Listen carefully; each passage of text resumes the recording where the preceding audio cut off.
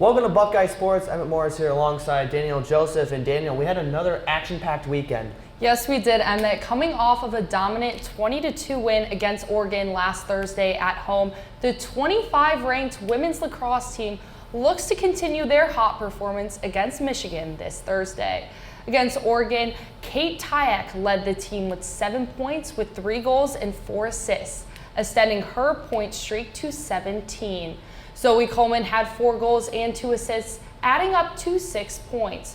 Her 6-point night was the second most in her career and most this season. This win put the Buckeyes at 500 in the conference.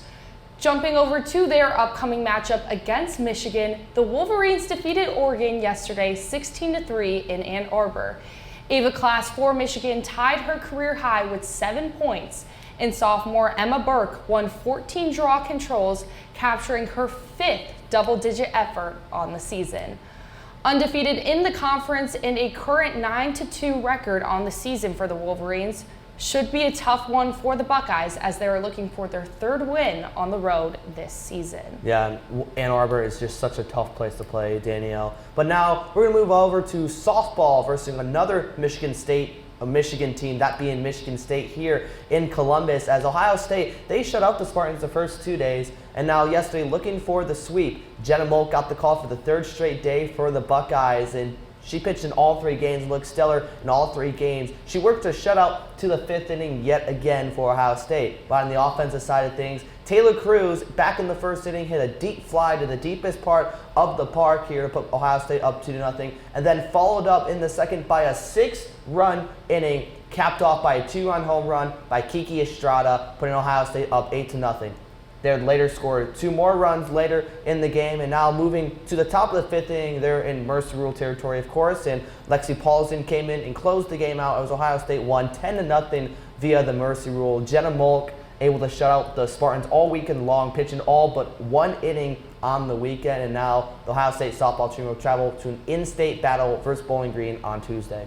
Yeah, the game is set to take place tomorrow. Another team that will be playing in-state too is baseball. They're going to take on Toledo tomorrow too. But we couldn't have the show today without acknowledging the season that the Ohio State women's basketball team had, finishing with a 27-8 record and 5th place finish in the Big Ten standings. While their season didn't end the way they would have hoped, with an 83-73 loss to Notre Dame in the NCAA tournament, several players had standout seasons, including the Ohio native Jelani Cambridge, who averaged a season high of 14.7 points per game. Next season, the Buckeyes will be guaranteed to be without guards Chance Gray and Tayana Taylor, who have both come to an end of their NCAA eligibility. The loss of Gray especially will be a tough one to fill next season, as she has started every game of her NCAA career, including averaging 14.9 points per game and shooting 40.6% from beyond the arc.